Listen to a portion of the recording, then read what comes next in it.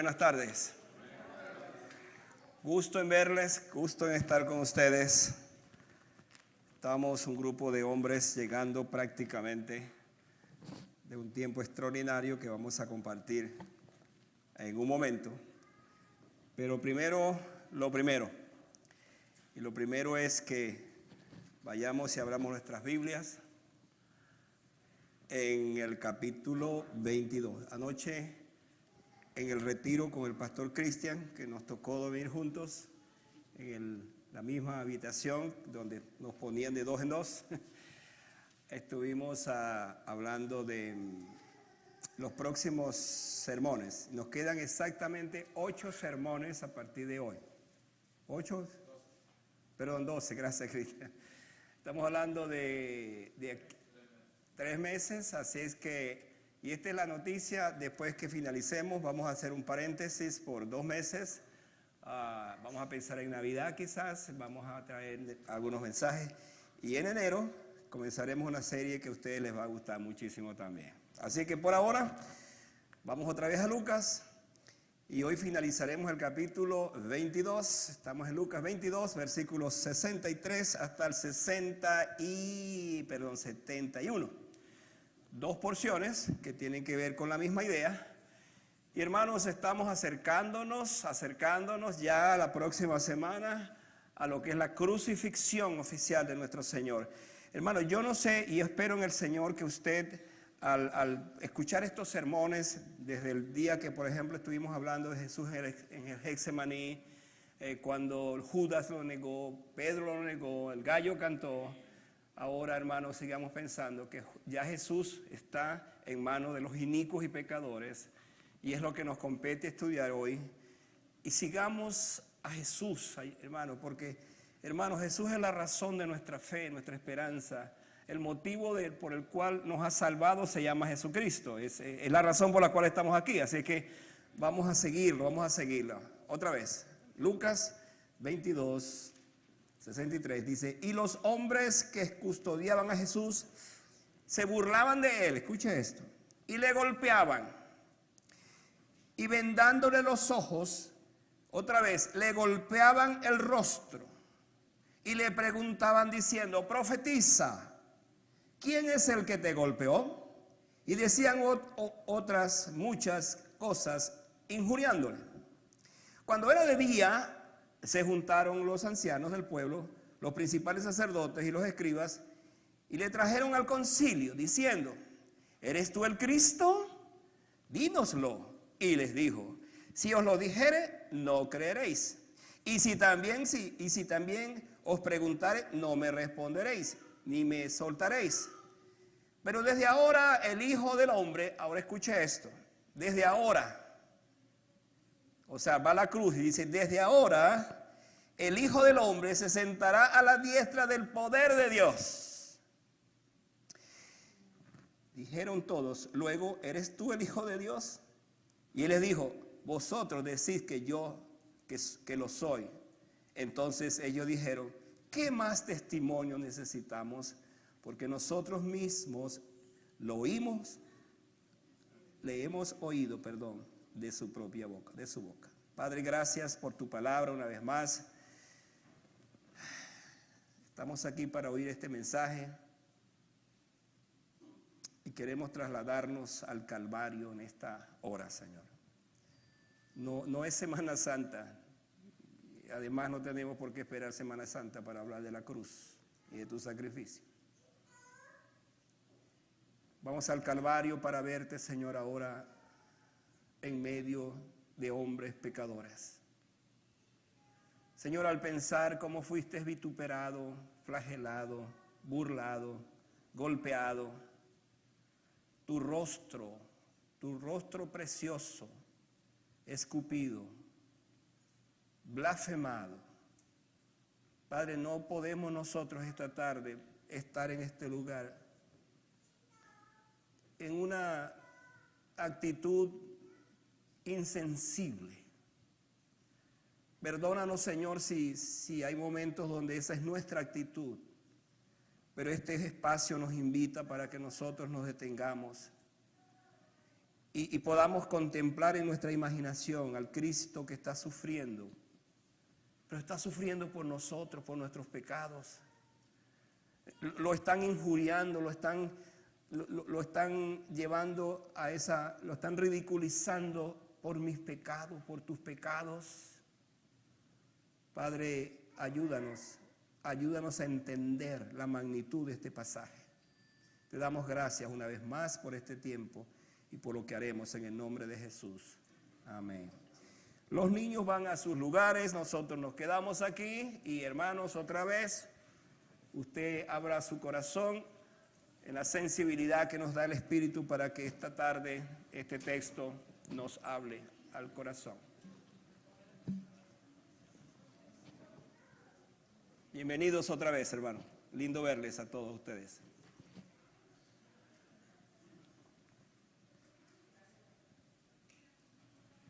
¿Qué título le podíamos poner a un mensaje como este? Y es el que aparece allí, el juicio del inocente. Quiero hacerles pensar en lo siguiente. Hay escenas que nos indignan porque sabemos que algo está profundamente mal. Un inocente tratado como un culpable. Una voz verdadera silenciada por intereses torcidos. Un tribunal que no busca justicia sino confirmación de su prejuicio. Todos hemos oído historias de personas condenadas injustamente. Quizás puede traer a su memoria algún caso en su familia, en alguna situación. De testigos ignorados, de pruebas torcidas y de jueces que ya habían decidido el veredicto antes de escuchar la verdad. Hemos sido testigos muchas veces de estos casos de injusticia. Cuando eso ocurre, algo dentro de nosotros clama por justicia. ¿Por qué no se hace justicia?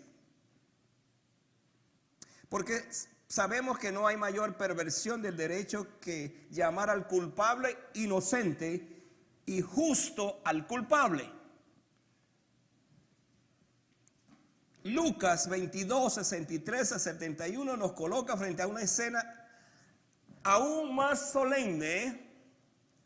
No solo un inocente es maltratado, escuche esto, sino el santo de Dios es puesto bajo el juicio humano.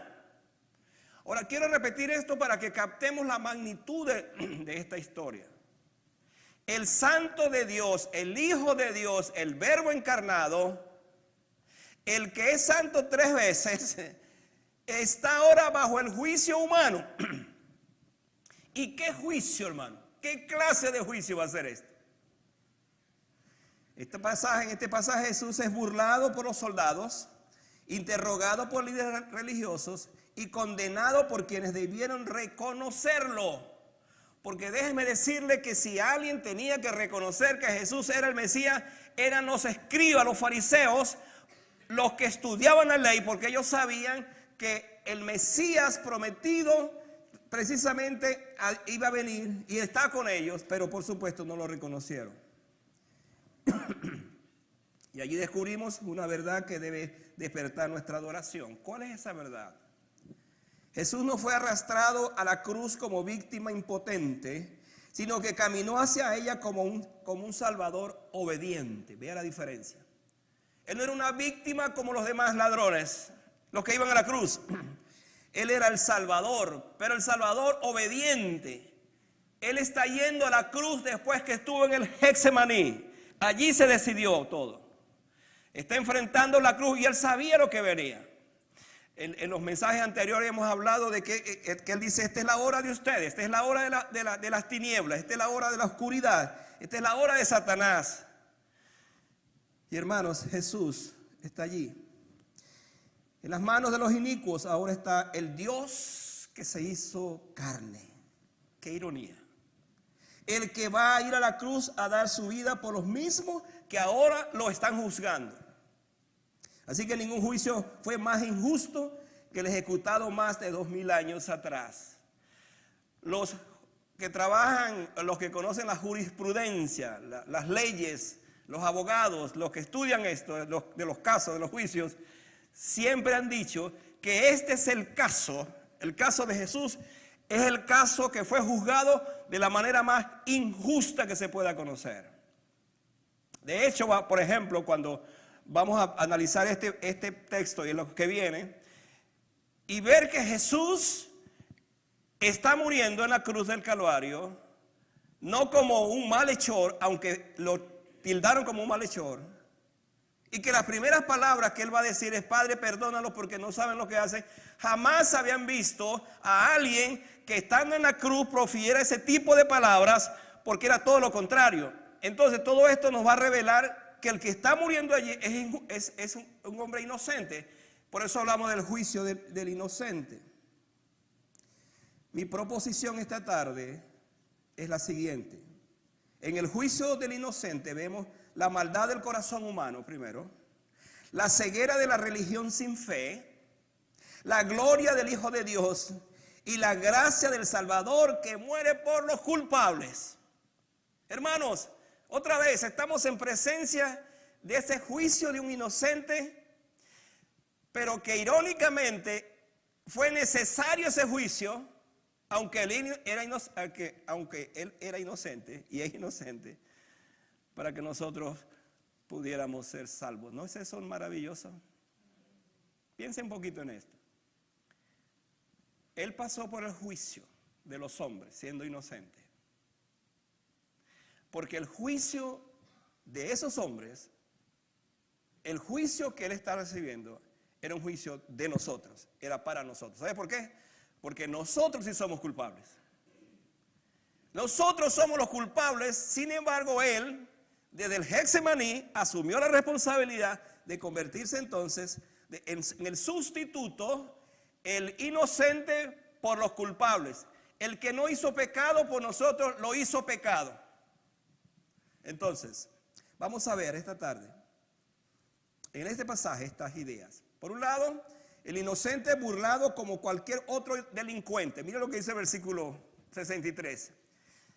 Se burlaban de él y le golpeaban. Usted puede ver en ese texto que se repite la palabra, por ejemplo, golpear 2 veces, ¿correcto? Esta frase nos introduce al trato cruel que Jesús recibió antes de ser condenado formalmente. Iba a morir y venían los clavos. Pero hermano, había como una especie de preludio.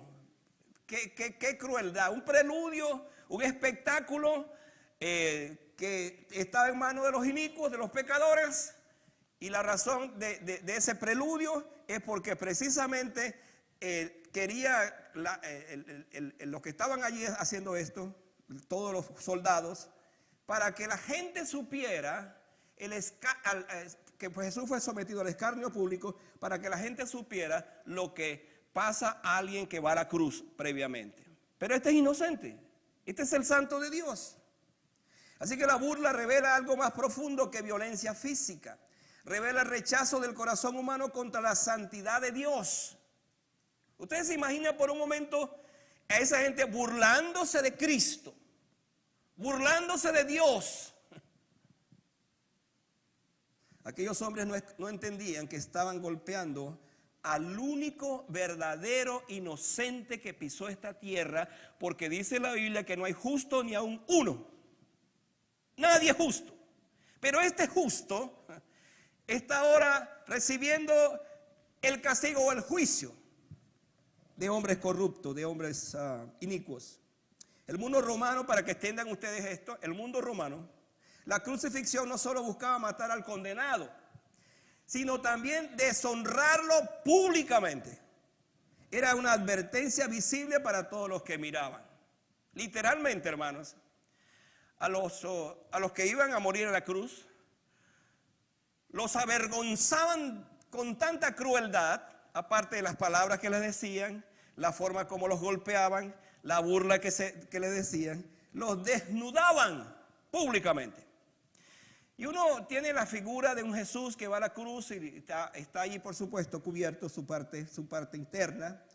Pero hermano, la verdad es que la vergüenza era mayor porque los desnudaban. Y ahora, en este caso, está la burla, los golpes y la exposición formaba parte del lenguaje del poder. Como que decía, aquí mandamos nosotros. Imagínense por un momento que Jesús fue entregado para que muriera. Y hermano, ¿quiénes iban a ejecutar aquel acto? Los soldados romanos que estaban acostumbrados a este tipo de escena, este tipo de prácticas. Era tan normal aquello. Entonces Jesús, ocurre lo impensable con él. El único que no merecía vergüenza alguna, porque otra vez quiero hacerle pensar, el único que no merecía vergüenza alguna, porque estamos hablando del Hijo de Dios, está contado entre los despreciados para llevar nuestra culpa. Esta escena nos obliga a preguntarnos si también nosotros, ahora viene aquí una aplicación que nos toca también, si también nosotros podemos tratar a Jesús con menosprecio. Usted dice, pero yo no trato a Jesús con menosprecio, Él es mi Salvador, es mi Señor. Déjeme hacerle pensar en esto. Muchas veces, si bien es cierto, no participamos de ese acto como tal, de golpearlo, de injuriarlo, de burlarnos de él. Hermano, la indiferencia, escuche esto, la indiferencia, la desobediencia y una fe superficial también forman parte de ese acto de burla y de menosprecio al Señor. Piensa lo que estoy diciendo. Es verdad, no actuamos como los romanos, pero nuestras actitudes, muchas veces como creyentes, nos ponen en ese nivel. Ahora, vean lo que Dios dice. Profetiza. Qué ironía. Profetiza. ¿Quién es el que te golpeó? La burla ahora se dirige contra su identidad profética. Le cubren el rostro y pretenden convertir su oficio en motivo de juego. Hermanos, cuando Jesús cayó en las manos de los soldados, literalmente dijeron, aquí está el juguete que nos faltaba. ¿Y sabe por qué? Déjeme tratar de explicar esto. ¿Por qué se van a burlar más de Jesús? Porque si bien es cierto, los ladrones, los que iban a la cruz, los criminales, porque eran ellos los que iban a la cruz, los soldados tenían razones para hacerle todo eso, porque eran eso. Y aún cosas peores le hacían. Pero ellos dijeron, qué bueno, por primera vez estamos en presencia de alguien que dice que es profeta, que dice que es buena gente, que dice que es hijo de Dios. Entonces vamos a ensañarnos contra él, precisamente por eso, por lo que él es. Así que le cubren su rostro y convierten aquello en un juego. Pero la ironía es inmensa. Ellos le piden que profetice mientras están cumpliendo, escuche esto, sin saberlo, el camino del sufrimiento que las Escrituras anunciaban. Porque previamente Isaías 53 nos dice que él fue un varón de dolores y que fue sometido por los inicuos, por los pecadores, a este tipo de sufrimiento. Entonces, cuando ellos dicen profetiza para ver quién te pegó, ellos indirectamente están cumpliendo la profecía, porque en efecto en ese momento se está cumpliendo en Jesús lo que él vino a hacer. Así hacen con Jesús. Intentan convertir su gloria en espectáculo y su oficio profético en un chiste cruel. Pero cada golpe dado a ciegas era visto por el Padre Celestial. Pues uno se imagina todo esto. ¿Dónde está Dios en esta escena? ¿Dónde está el Padre en esta escena? El Padre está viendo cómo se están burlando de su Hijo, cómo lo están sometiendo a vituperio, cómo lo están escarnizando de esta manera. Y cada palabra de burla quedaba bajo la soberanía del Dios que estaba obrando salvación. Es como queriendo decir, hijo, sigue, mantente, sé lo que te están haciendo, pero sigue. Hemos dicho que Dios no responde desde varias horas atrás, no respondió a la oración y no va a responder aquí. Y déjeme decirle que no va a responder posteriormente. Porque cuando Cristo dice, Dios mío, ¿por qué me has desamparado? Tampoco respondió. Al contrario, el cielo se cubrió de tanta oscuridad que allí no se veía nada, precisamente por los pecados que Jesús estaba llevando. Jesús no responde con ira y demuestra su poder para escapar. ¿Usted se imagina cómo respondían los ladrones a los soldados? Déjeme decir que esto lo dice en la historia, creo que Josefo, el historiador judío, habla de eso. Las palabras que salían de estos crucificados, O sea, los insultos que le daban a los romanos. Y cada vez que les golpeaban eran insultos por allá, insultos para acá. Esa era la escena de ese momento. Pero Jesús no habla. Jesús no dice una palabra. Jesús está sufriendo en silencio. Hermanos, a veces el mundo se burla de lo que no entiende. Pero el silencio de Cristo no fue debilidad, sino el dominio de un hombre santo. Está allí sufriendo porque el Padre está permitiendo que eso pase. Porque es la única manera como se va a salvar la humanidad. Qué ironía. La aplicación es clara. Cuando nuestra fe sea ridiculizada, ahora hablando para nosotros, debemos mirar al Salvador que sufrió la burla sin abandonar la voluntad del Padre. ¿Cuán rápidos somos nosotros? ¿Cuán fáciles somos nosotros para enojarnos? Para protestar con algo, contra alguien que nos hace alguna cosa. Somos tan rápidos.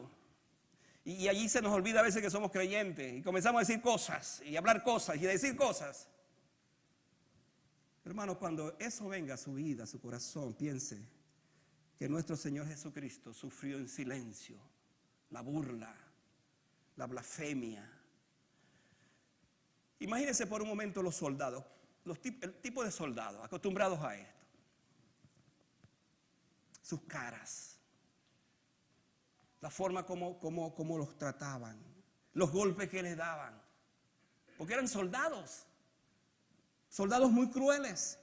Así que en ese sentido nosotros, otra vez, debemos ver que la inocencia y el silencio de Jesús será el mensaje más elocuente de esta escena. El silencio de Jesús comenzó cuando incluso fue ante Pilato y fue presentado ante Herodes. Y Herodes quería, por ejemplo, eso lo vamos a ver precisamente la próxima semana. Herodes quería, dice, qué bueno, estoy por fin en presencia de aquel de quien se habla tanto. Ahora quiero que me hagas un milagro, quiero ver cómo es que tú te desenvuelves como Mesías. La Biblia dice que él permanece en silencio, no dijo ni una palabra. Y ese silencio, hermano, de Jesús es la nota más elocuente de toda la historia de la crucifixión. Su silencio. Sufriendo, pero consciente que precisamente en ese silencio Él va a triunfar después. Mi otro pensamiento es que vemos aquí al inocente interrogado en un concilio parcial. Ahora, déjame explicar esto. El inocente, estamos hablando del juicio del inocente. Estamos hablando del inocente interrogado, pero un concilio que no es imparcial, es completamente parcializado. ¿De quién estamos hablando? Mira lo que dice el versículo 67. Pero el texto, para que entendamos toda la idea, dice, desde el versículo 66, cuando era de día se juntaron los ancianos del pueblo, los principales sacerdotes y los escribas, y le trajeron al concilio. ¿Qué era el concilio? El concilio era compuesto por 70 hombres, la mayoría muy calificados. Déjenme decirle que el apóstol Pablo fue miembro del Sanedrín. Imagínense ustedes, ¿quién fue el apóstol Pablo? Y muchos fariseos eran miembros del Sanedrín, un grupo compuesto de 70 personas que eran como los legisladores, lo que legislaban las leyes judías era precisamente este concilio. Y ahora vamos a verlo de esta manera. ¿Cuál es la pregunta que hacen? Dice, ¿eres tú el Cristo? Dínoslo. Esa es la pregunta. ¿Eres tú el Cristo? Dínoslo. Esta pregunta parece tener un tono reverente, pero en realidad nace de un corazón ya cerrado. Porque los judíos en el concilio, en el Sanedrín, en esa reunión, en esa asamblea, están diciendo, bueno, vamos a ver si es verdad que tú eres el Cristo. Dínoslo entonces. Estás en presencia de nosotros. Nosotros somos, dijeron ellos, o pensaron ellos, los que tomamos la decisión. Nosotros vamos a decidir aquí si te vas a salvar o no te vas a salvar. Y entonces le pregunta, ¿eres tú el Cristo? ¿Es verdad que eres el Cristo? El concilio no está buscando luz, sino una declaración que pueda convertir en acusación. Algo que les permita a ellos decir, es esto. Ahora, hermano, aquí va a venir el asunto de su inocencia. Porque lo que Jesús va a decir, que lo convierte en culpable, es la cosa más, diríamos, insólita que se pueda conocer hasta el día de hoy. Vamos a verlo por qué. Entonces, en el contexto judío, el Sanedrín debía presentar la seriedad de la ley, la búsqueda de la verdad y el cuidado espiritual del pueblo. Esa era su tarea. Sin embargo, aquí vemos a los líderes religiosos usando su autoridad no para reconocer al Mesías, sino para rechazarlo. Porque, hermano, déjenme recordarles esto, hasta este momento, Jesús no tuvo, hablando en términos así, piedad, para decirle las cosas bien claras a los judíos, fariseos. ¿Usted sabe cuál era la palabra favorita que Jesús le decía a los fariseos? Hipócritas.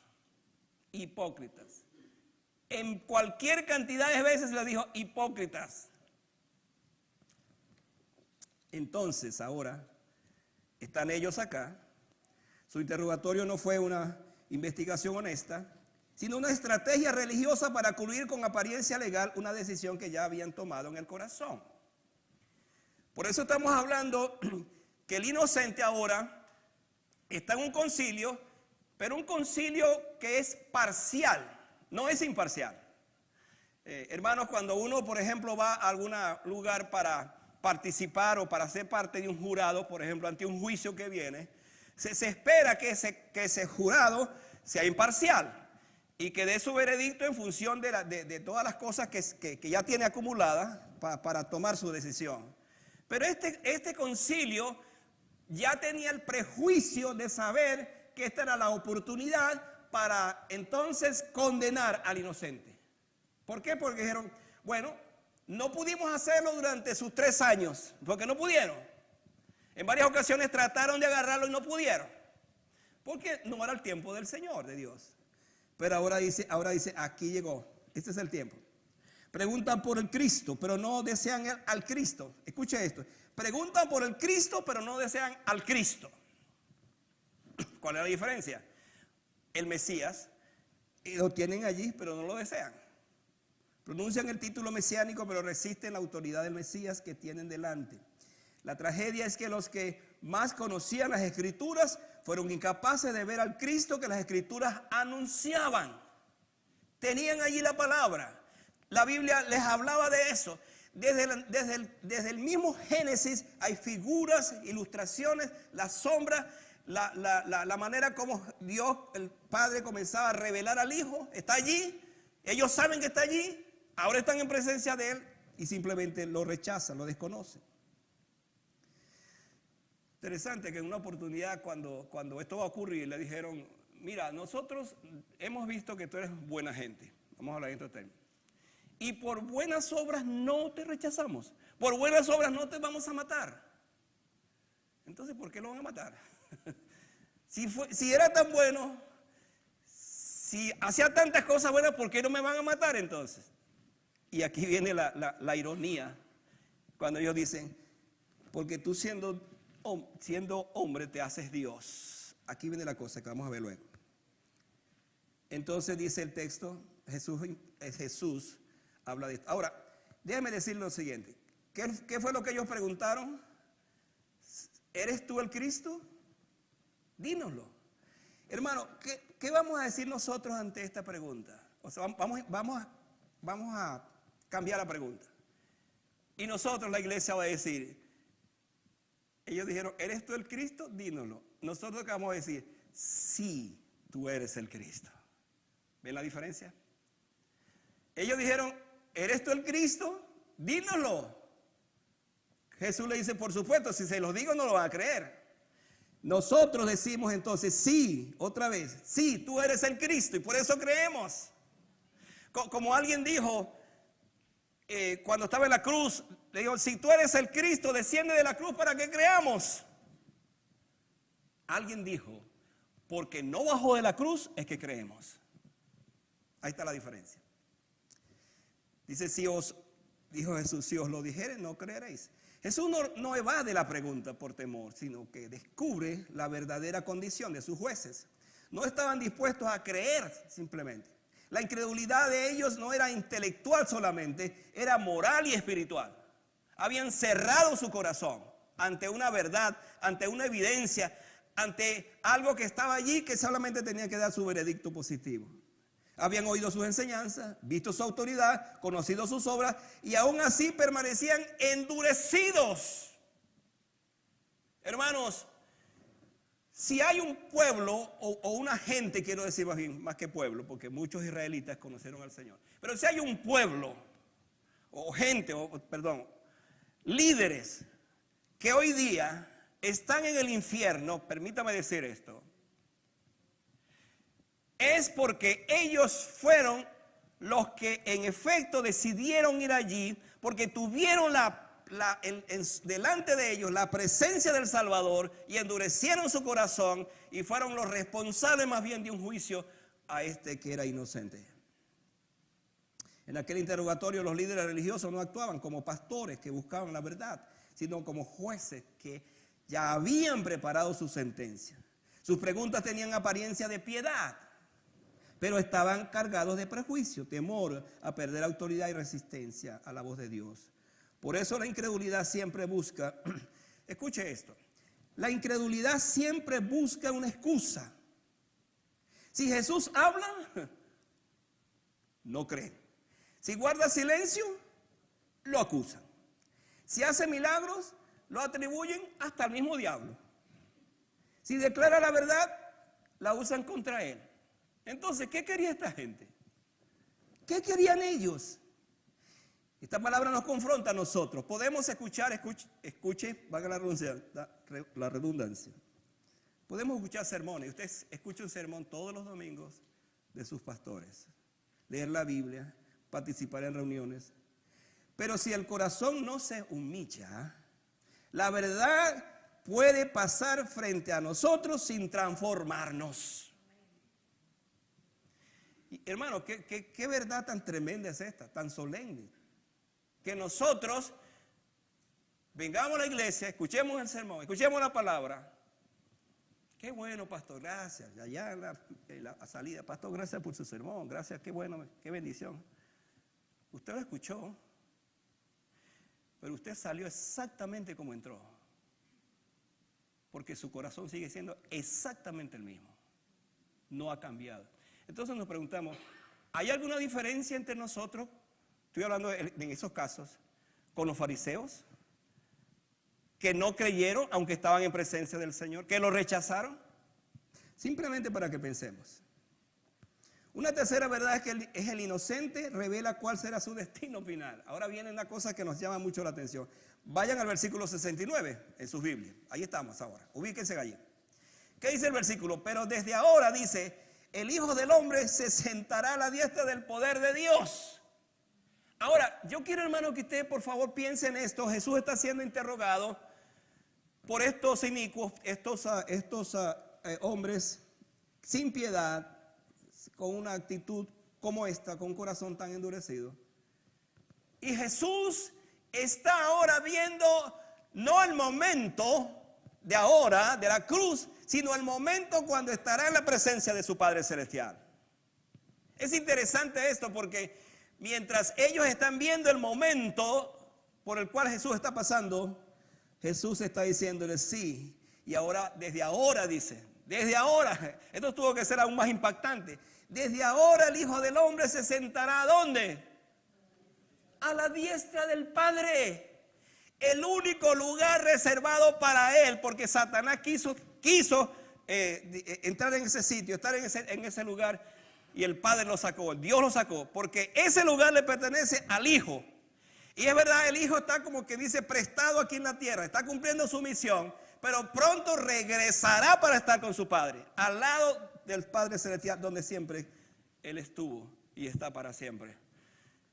Y la buena noticia es que en este momento Él está allí, al lado del Padre, intercediendo por nosotros. Ese es nuestro Señor. Ese es nuestro Señor. Así que en ese momento, el momento que cuando Jesús aparece más débil, Él anuncia su exaltación. Qué lindo esto. Los hombres lo tienen bajo custodia, pero el Padre lo llevará al lugar de autoridad para siempre y por encima de todas las cosas. ¿Se acuerdan cuando Él va a resucitar o resucita? Ese es el último mensaje que traeremos. Toda autoridad me ha sido dada en los cielos y en la tierra. En los cielos y en la tierra. después que Él resucita.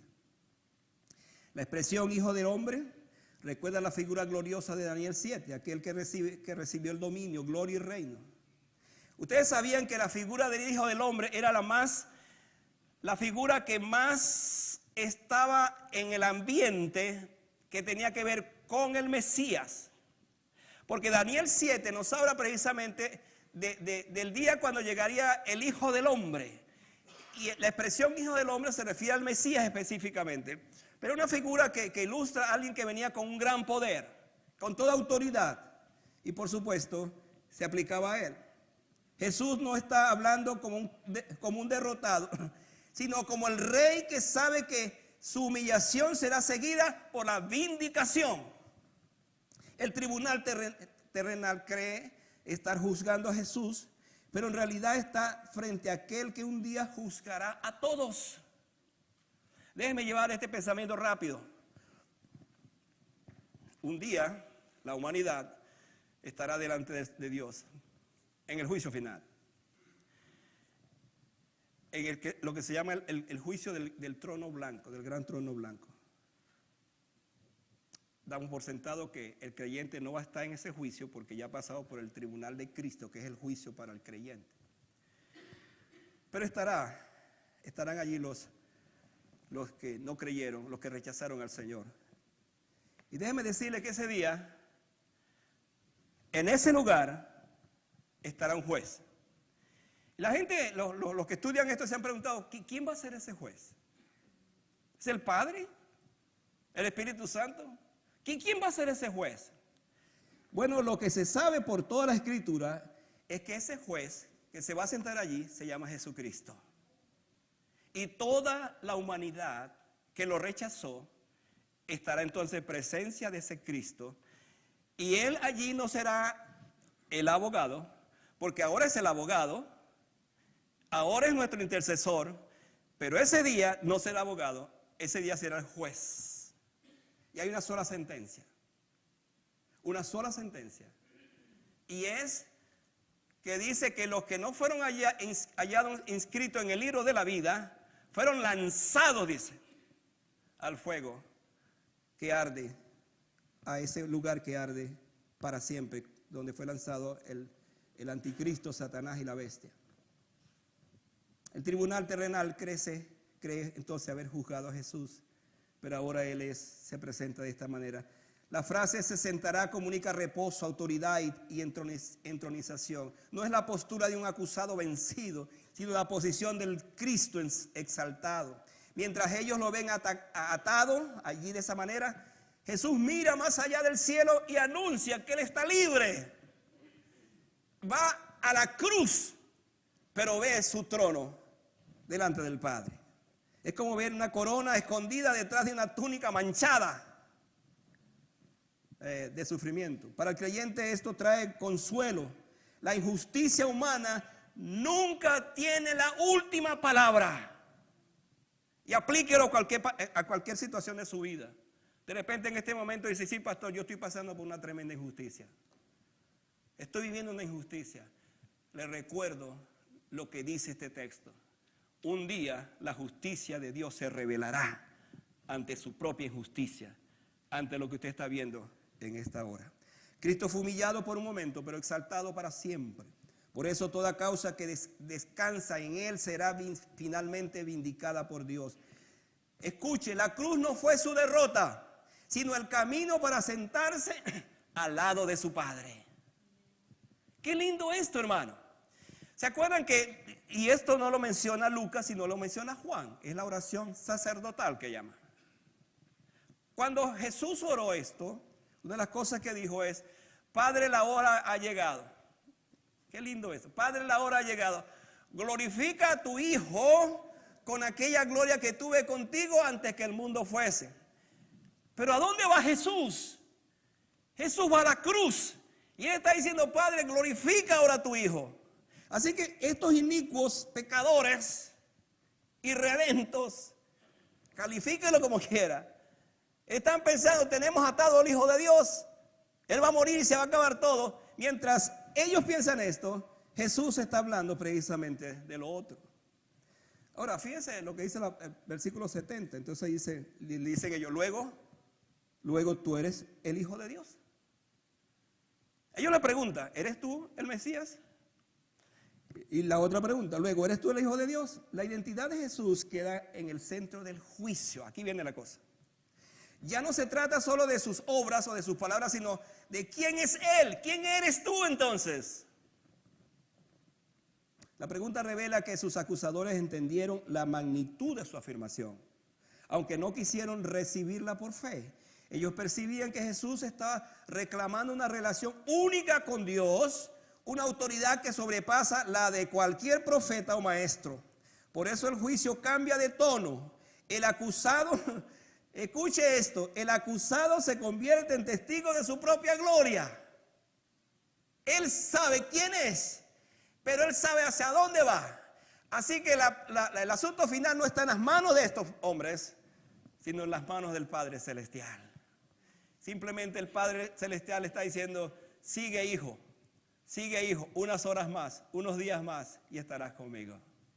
Estarás conmigo. Jesús no se presenta como un maestro confundido, ni como una víctima atrapada, sino como el Hijo de Dios, que conoce su relación con el Padre y su destino glorioso.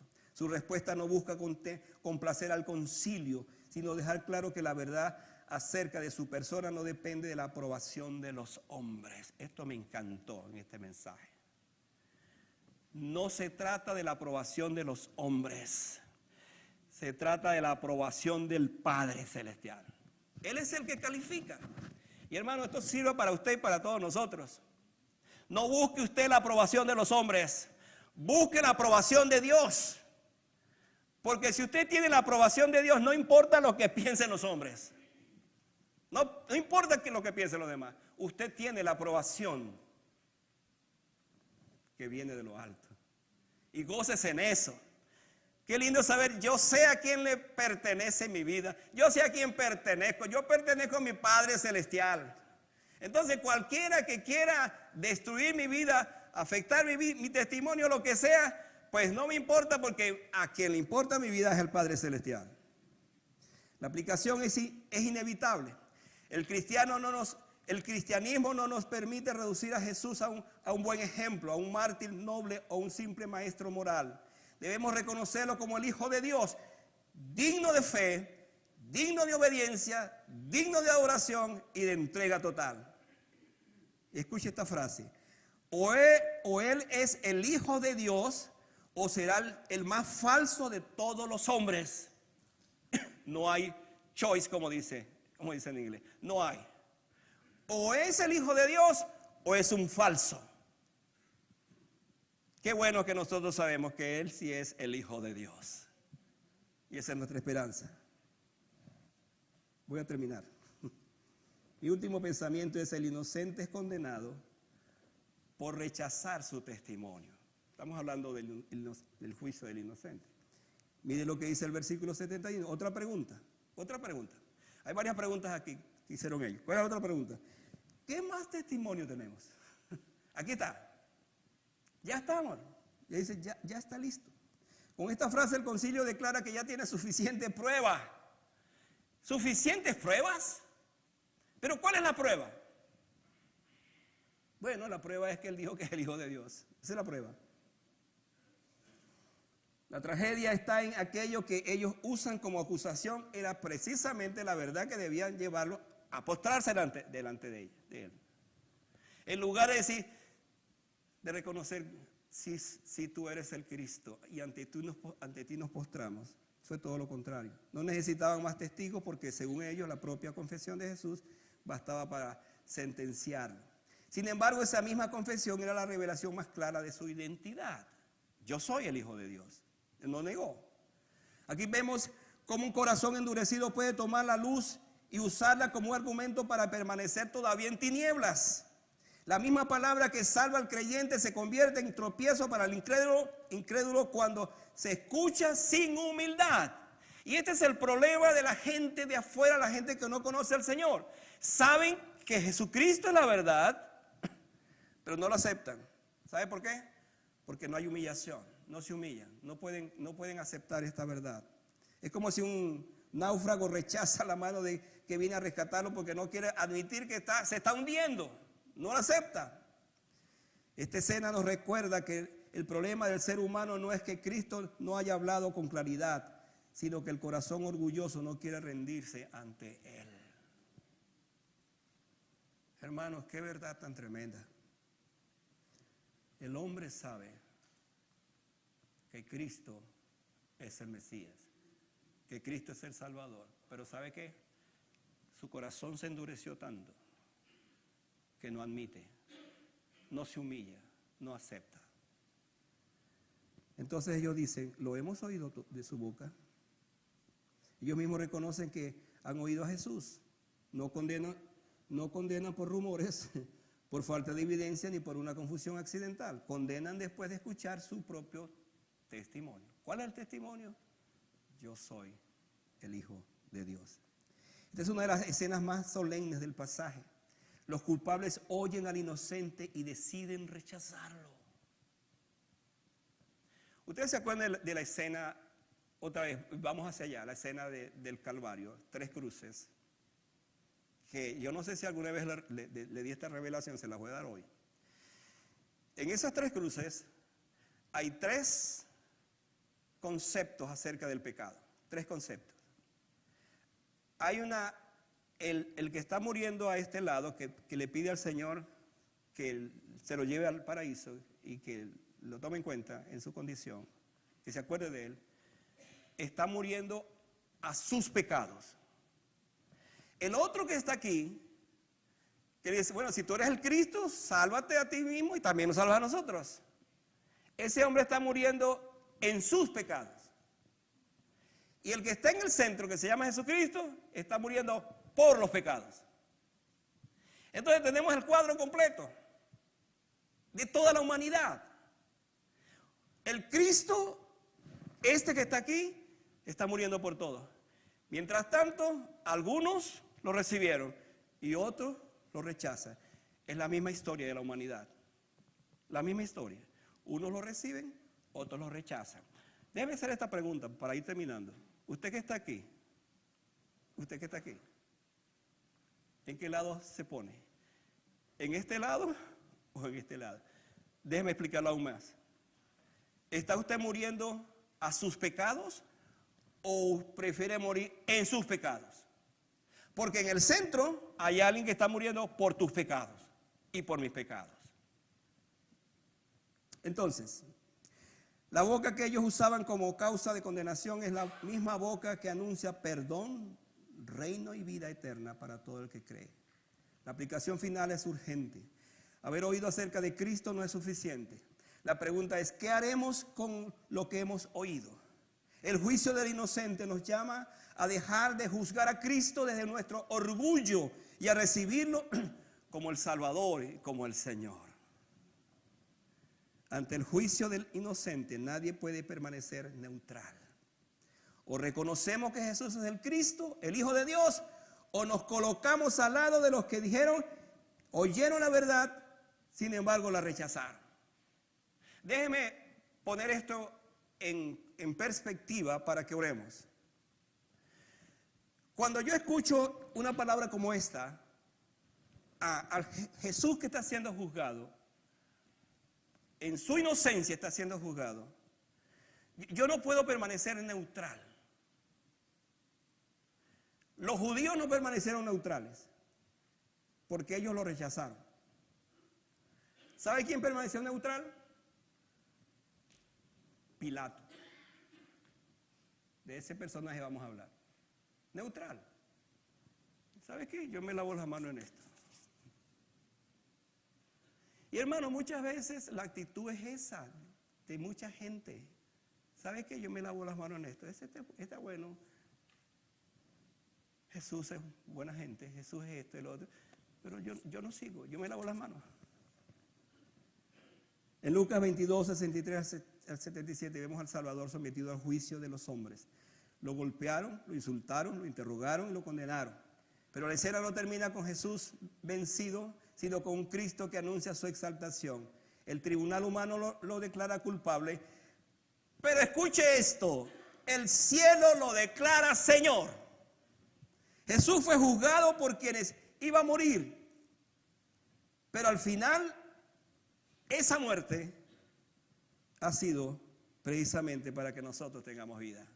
Qué ironía, qué contraste. La muerte de Él es mi propia vida. Que Dios nos bendiga. El inocente tomó el lugar de los culpables para que los culpables pudiéramos recibir perdón, vida y reconciliación con Dios. ¿Qué harás tú con el Cristo? Se le preguntó, ¿qué harás tú con Jesús llamado el Cristo? ¿Cuál es mi decisión? Quiero orar en este momento por la iglesia, por nosotros, por todos, para que pensemos que ese juicio del inocente, al final el Padre Celestial lo aprobó. Qué ironía de la vida. Aprobó ese juicio. Era el juicio de la historia que jamás podrá entenderse, que fue un juicio injusto, es el juicio de Jesús, porque era inocente. Yo estaba leyendo algunos casos, hermano, como 5 casos hoy estaba leyendo, de gente que en este país fueron condenados y algunos murieron en la silla eléctrica, por ejemplo, después de 40 años. Hay un caso de un hombre. Después, a los días, se descubrió que ese hombre era inocente. Murió, fue sometido a la pena capital, la pena de muerte, pero descubrieron que era inocente. Cuando uno ve esto, uno dice, bueno, ya hace 2000 años había pasado esto también. Que un inocente murió. Y la historia de la humanidad sigue viendo que el juicio de Jesús fue un juicio de un inocente. Porque él no tenía que morir. ¿Sabe por qué no tenía que morir? Porque él no hizo nada. Él no era culpable. Hermanos, el ladrón que está aquí y el ladrón que está aquí son culpables. Pero este que está aquí no es culpable y va a morir. Yo no sé si usted se haya puesto a pensar en todo esto, pero mi oración esta tarde es que este mensaje haya llegado profundamente a nuestros corazones y nos haga ver el valor de la salvación que tenemos. Un inocente muriendo por los culpables. Nosotros merecíamos esa cruz. Todos nosotros la merecíamos. Pero Cristo la llevó sobre sus hombros y murió por nuestros pecados. Vamos a estar en pie para orar.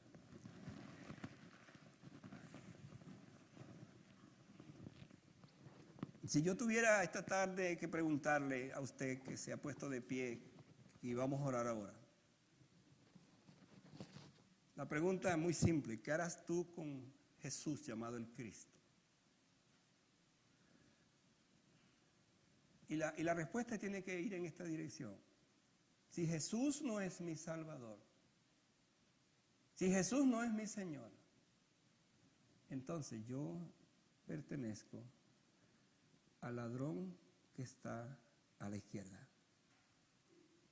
Y como alguien dijo, todos los que están en la izquierda parece que son los perdedores.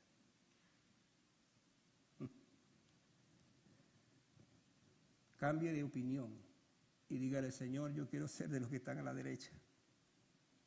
Porque de hecho, en el juicio final, serán esos, las ovejas que estarán en la derecha.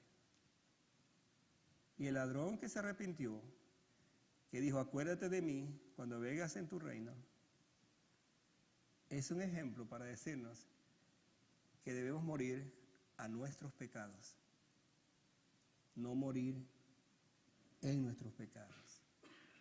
¿Sabe qué es triste para usted y para mí llegar el día cuando tenga que morir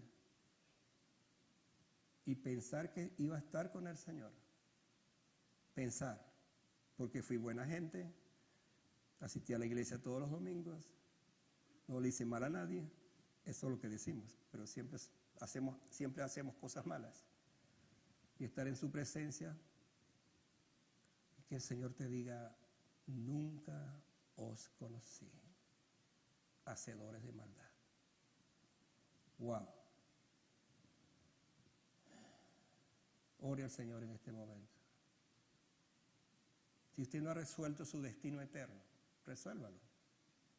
Quizás usted dice, pastor, pero es que esto de recibir a Cristo es tan difícil. Le pregunto, ¿qué fue más difícil? ¿Que Cristo muriera por tus pecados o que tú murieras a tus pecados? ¿Te has puesto a pensar en lo que Cristo hizo por ti y por mí? ¿Por qué no dejas de preguntar más y te rindes al Señor? Te rindes al Señor. Y dile al Señor en tu corazón, esta oración tan simple, pero tan sencilla. Jesús, acuérdate de mí cuando vengas en tu reino. Escucha la voz de Jesús que te está diciendo, hoy estarás conmigo en el paraíso. Se la dijo a un ladrón que estaba muriendo, pero esa misma palabra la escuchamos en el corazón. Y te dice, sí, hoy te estoy escuchando, porque hoy es el día de salvación. Hoy es el día de tu salvación. Y le rindes tu corazón completamente al Señor. Padre, gracias nuevamente por tu palabra. Porque siempre nos habla por tu palabra. Gracias porque tú no rechazaste. Te mantuviste en silencio. Soportaste la burla, los golpes en tu cara. Y ahora veremos los clavos que laceraron tu cuerpo, las espinas que laceraron tu frente, los látigos que laceraron tus espaldas. Te veremos en esa condición. Y todo por amor a nosotros. Padre, perdónanos. Perdónanos, Señor. Perdónanos. Te necesitamos. Perdónanos, Señor, porque vivimos muchas veces un cristianismo tan superficial, Señor. Tan lejos de ti, Señor. No hay una entrega, no hay un compromiso muchas veces. No hay una dedicación. Señor, perdónanos. Perdónanos. Te necesitamos, Señor. Te necesitamos. Gracias una vez más. Que tu palabra siga trabajando en nuestros corazones esta tarde. Que nos ayudes a tomar decisiones radicales, que cambien, que transformen nuestras vidas, para amarte más primero, pero para dedicarte mucho más nuestras vidas. Líbranos de ser un religioso que cumple. Por favor, Señor, líbranos de eso. Ayúdanos a ser un hombre y una mujer de determinación, de entrega, de compromiso. Te alabamos, pues, y te bendecimos en el nombre de Jesús. Amén. Los hermanos pasan al frente y seguimos luego con nuestro culto.